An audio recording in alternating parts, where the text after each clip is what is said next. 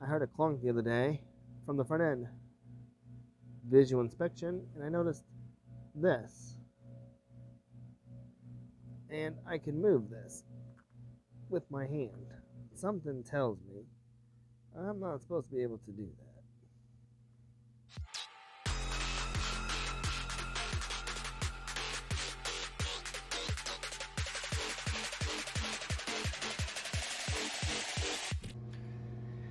To get started, I'm going to measure loosely the distance between here and right here where my middle finger's at.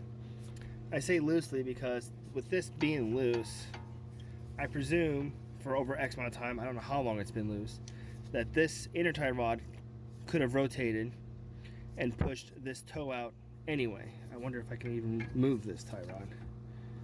Oh yeah, I can move that. Okay. So this is just going to be a loose estimate of what I got until I get to the alignment shop and have it actually aligned. And the tires I have are shot anyway, so I won't put new tires on until it gets aligned. So this is just going to get me by. And I've got from the edge 1.5 inches from the edge of this outer tie rod to this line right here on the inner tie rod. This is already loose, but I wonder if I can actually loosen it up. So that's probably a T40, maybe a T47. Ooh, look at that. How about a T50? A T50 looks better. So we're just going to... Oh, I can't even loosen this. What the hell? Oh, wait. Maybe that's the wrong way. Let's come towards me. Nope. Wow. I might have to put this on an impact. Can this... Oh, there we go. We have movement.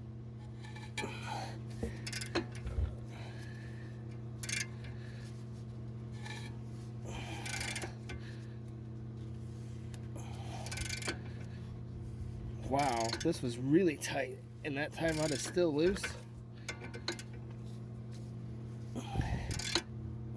Okay, well that's a lot of resistance in that. Holy Lord.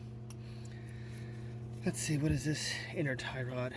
Or outer tie rod, this inner bolt. Well, it's not a T50. How about T40? T40 works. Although I'm curious, this nut should be, what do you think, a 21? Hey, it works. So now, I'm not sure which way to really. Oh, well that came undone pretty easily. You guys okay? Well, now that's undone, I wonder if I can just use an impact and zap that bitch off. 21. Let's see here.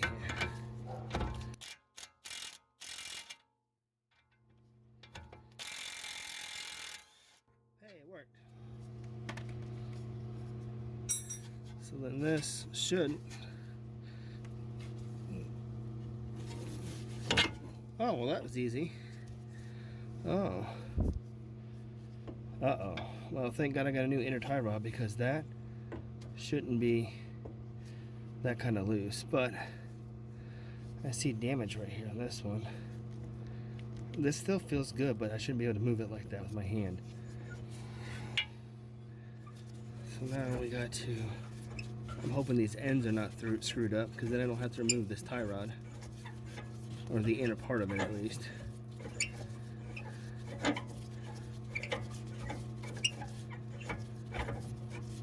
Well, holy smokes, how long is this on there?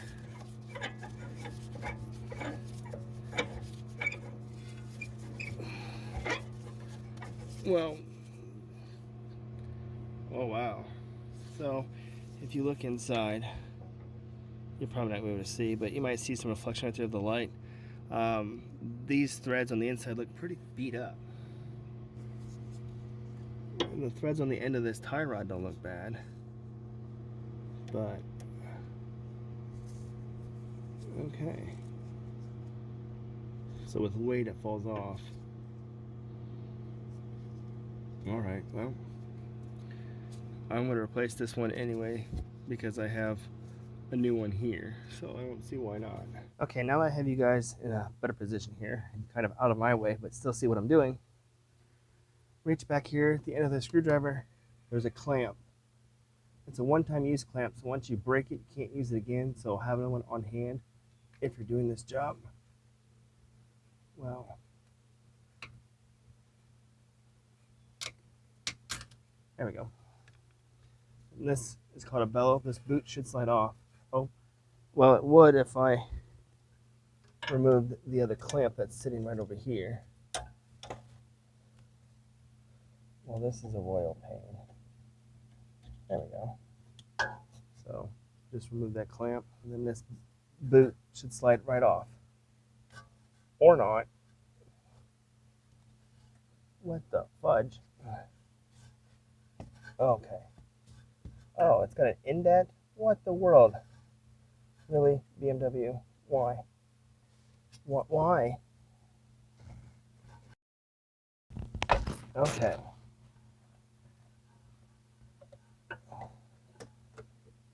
There's the clamp.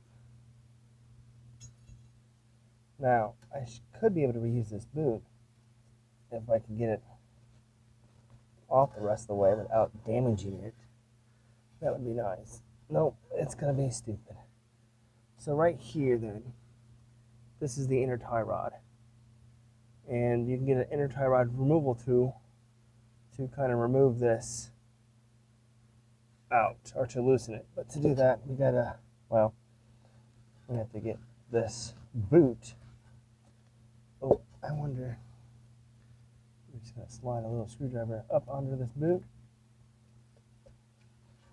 Like so. Why didn't I think of that in the first place? And that slides off.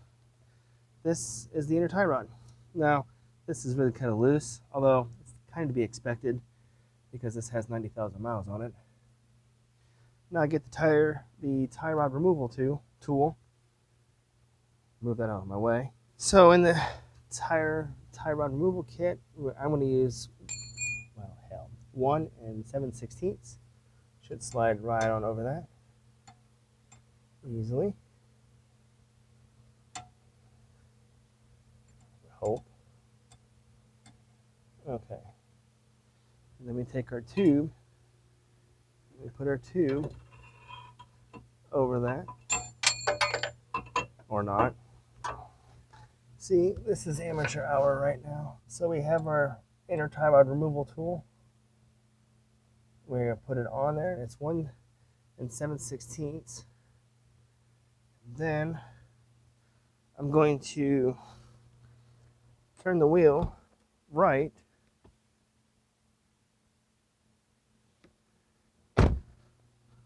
That way,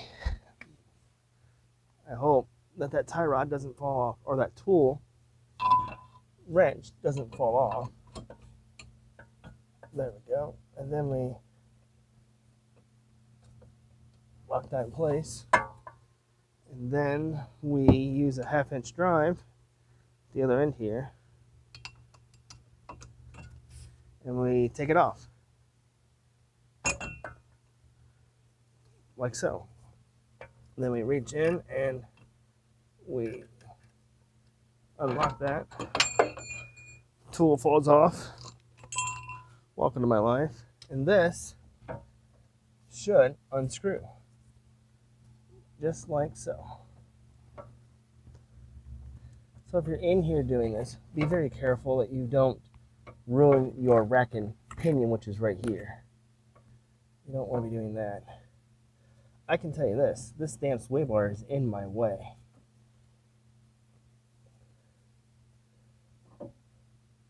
Oh, that was pretty simple. Now let's look at these threads. They don't really look chewed up, but I don't know if it's going to pick it up on camera, but right here towards the end, where my thumb's at, Is it going to focus? They look a little thin. The threads themselves look thin, like they've been worn and filed down. And this, I shouldn't be able to move with my hand like I'm doing. So the new tie rod, the inner one, those threads look much thicker. Side by side here. Old on top, new on the bottom. So I'm not sure how you're going to see it, but these threads look like they're thicker and not as worn down as these ones. This tie rod comes pre-greased.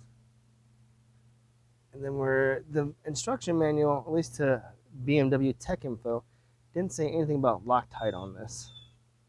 So this is just going to screw back in here. We're going to screw this back on. Hand tight. Torque spec was 71 Newton meters, which I believe is 129 foot-pounds. Oh my God, I was wrong. It's 52 foot-pounds. So now we reassemble our little thing. Put our little tool back on. Put our little tube back on.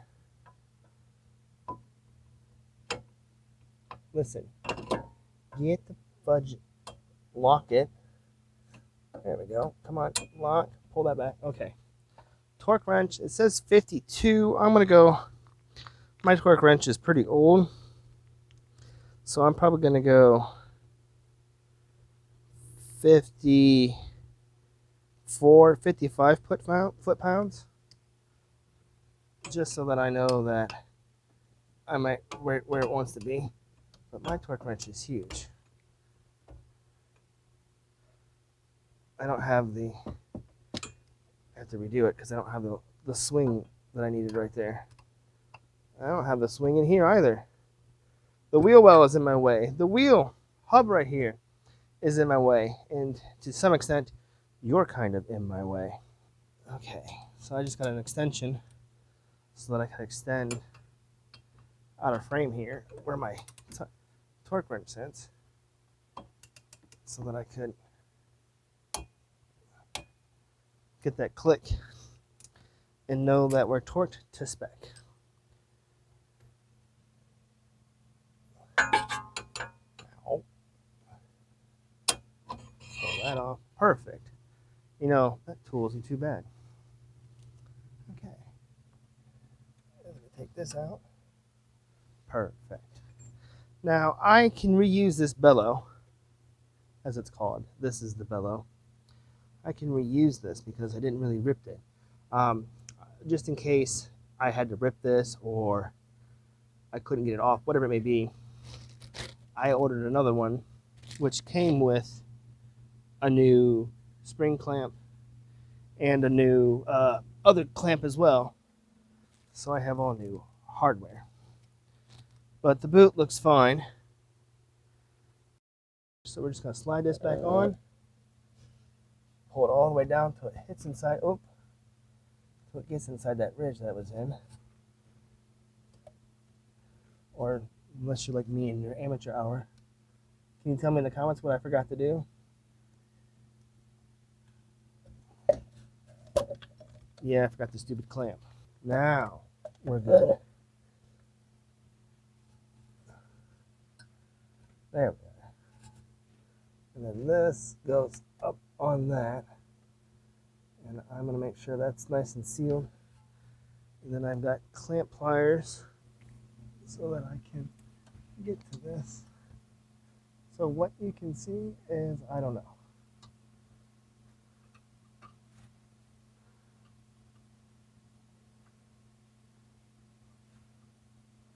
Because this clamp is, well, it's right here against this frame, so there's really like nowhere to put these little clamps. And there's no vertical way to do this. You know, seeing the i3 from down here gives it a different view. There's a lot of stuff packed in right here. That was my fingers, in case anybody was concerned about my health.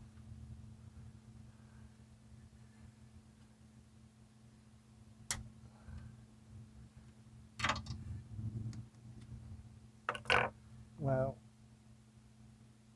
it worked, kind of, but it didn't seal it all the way.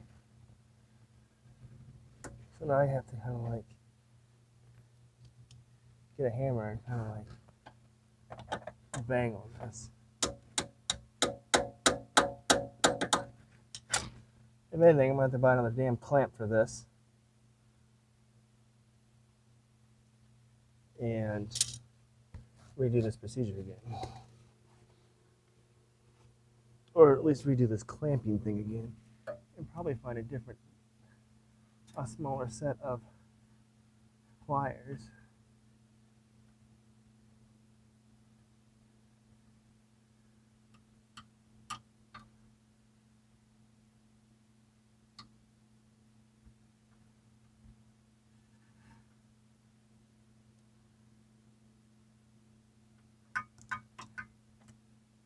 Well, it's loose. It's not the prettiest of them, but it's not actually moving either.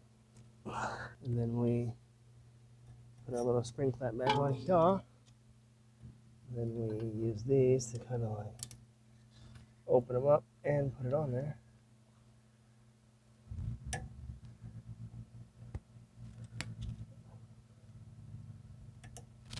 Really? This is what I have to deal with. Stupid small things, huh? Get both of them. There we go. Now slide over the rubber. You little. Any day now. There we go.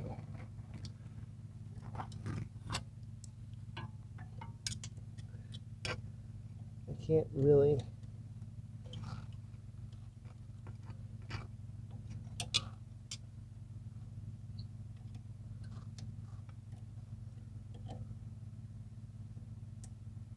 There we go. Okay, that's on. Finally. Okay. Now I put the new outer tie rod on. And as you can see with this one, there is no moving this at all. And those threads look nice and clean. And then I looked at the new nut that they gave me from the dealership compared to the old one. And the old one doesn't have the wax ring in it, and this bottom part don't move. Well, the new one has a wax ring, and this moves. Now, this is a 2016 i3. And I looked, so maybe they changed the part over the last 5 years, potentially. I'm not sure. But nonetheless, that's what they gave me. And BMW's instructions do say to replace the nut. So we're going to screw this on.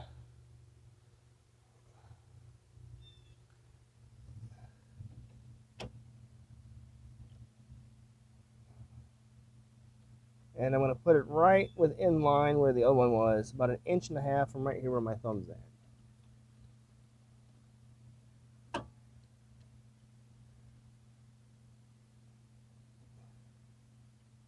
You know, if I had to take this long to screw something in real life, I would be bored.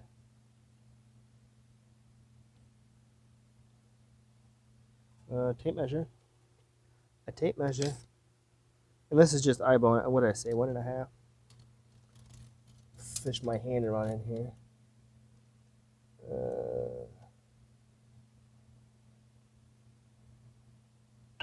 Whoa.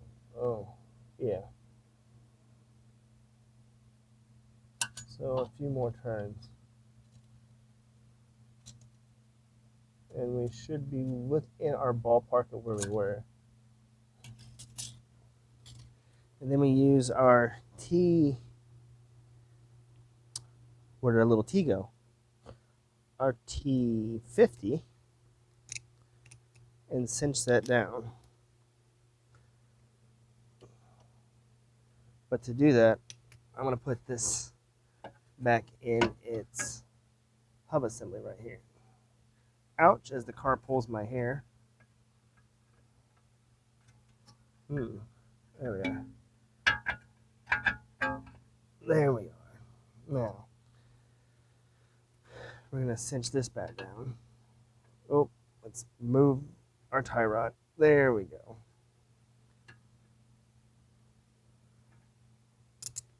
That was a T50, wasn't it? Yes.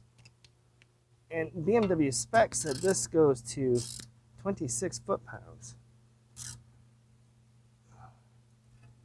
Notice how this doesn't really get narrower as it goes up like the other one did. Yes, cannot move that. Well, it can move it, but when I move this, I move the whole tie rod itself. Unlike before, this was the only thing that moved. So now we swing you right over here. We put our tie rod back in, or our new nut. Let's cinch this down to 129 foot-pounds. And to do that, we hold this and we just use this ratcheting to make sure we have it in the right setting.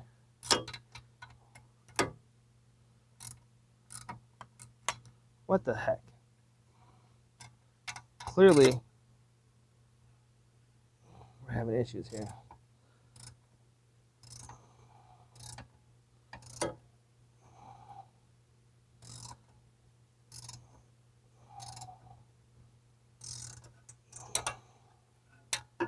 Oh, this flex head.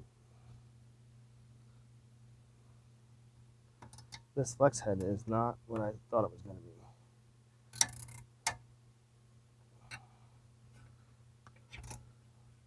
That's for sure. Because this just keeps.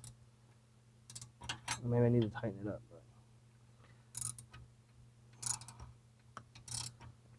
But if I keep hitting you, it's because you're kind of like right in my way.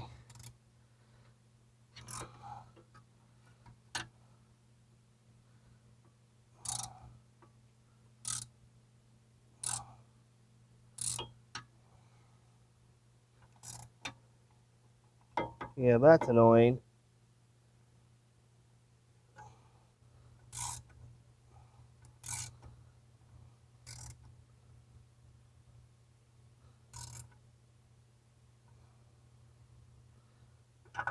Now it says 29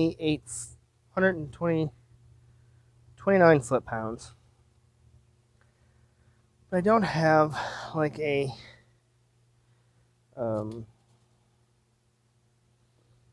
my torque wrench isn't. I don't have a way to torque on that while holding that one. So hopefully that center screw is tight enough with enough resistance that it can hold itself while I torque this down. What do I need? 129. That's 123.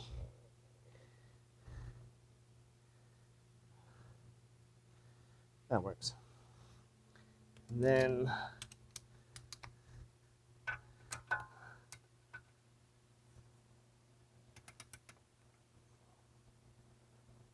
oh.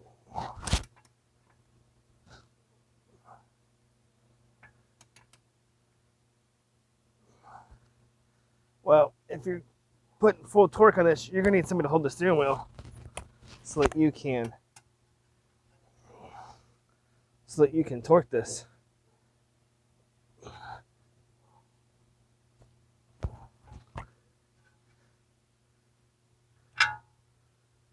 So that you can cinch that down to the correct torque spec. Because as I'm doing this, the steering rack assembly is also moving with it.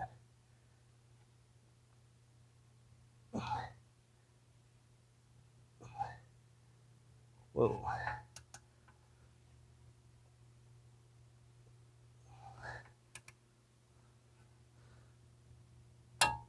Oh, finally, we clicked. And that concludes this video for replacing an inner and the outer tie rod on an i3. A simple job, physically speaking. But to do the job right, as I wanted to do the job right, I had to look up the torque specs for the tie rod to the steering rack and the nut on the outer tie rod. And spending $30 for a subscription to BMW's tech service was not up my ideas of how to find that information. Once I did that though, 30 bucks later and a whole hour and a half later of learning how to use their software and navigate, finding my model code, and then going to a separate AIR website from BMW TIS website, and then inputting the model code, and then using the search bar and looking for tie rod repair information. It was a pain. Anyway, I digress. Looking at this though, I may not have had to replace the inner tie rod because it is still it's still very tight, but the threads is what I was concerned with. And looking at this outer tie rod here, somebody's been here before. So looking at this right here, look at my finger, look at the bolt, look below it, and you'll see daylight. Well, I put an impact on here, and in case you're wondering, this is T50, and the bolt size itself is a 18, I want to say 18 millimeter. Anyway, with the impact, I couldn't turn this bolt in, or I couldn't drive it in or drive it back out. So there was really no way to really tighten this down. So it was a good thing I decided to replace this unit. And I don't know how long that's been like that because I bought this car used. And I've only had the alignment done on it once, and that was just a year and like 4 months ago. So, and I'm not sure if it was like that before it went to the alignment shop or if it was like that after the alignment shop. I don't know. Torque specs, part numbers will be down in the description. The inner tie rod tool that I used to put this on was from Harbor Freight. It's a Mad Docs inner tie rod tool set. Outside of that, if you liked it, we'll hit that button. If you didn't, well, you'll let me know in the comments. You know what to do. In the comments, let me know if you've had any pain points on working on your BMW. Is it getting hardware? This nut from the dealership was a whole fiasco. It was annoying just to get this nut. 2 different MSRPs for it too. Or is it trying to get the actual information to do the job correctly? What is your frustration? Remember, folks, when you work on your car, always be safe. I'll see you in the next one.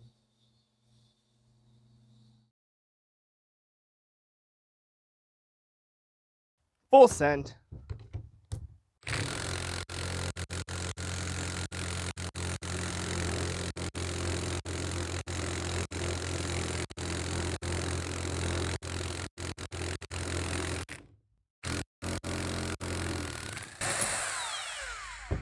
Holy hell. That bitch was cross-threaded. And that is melted. And those threads are melted.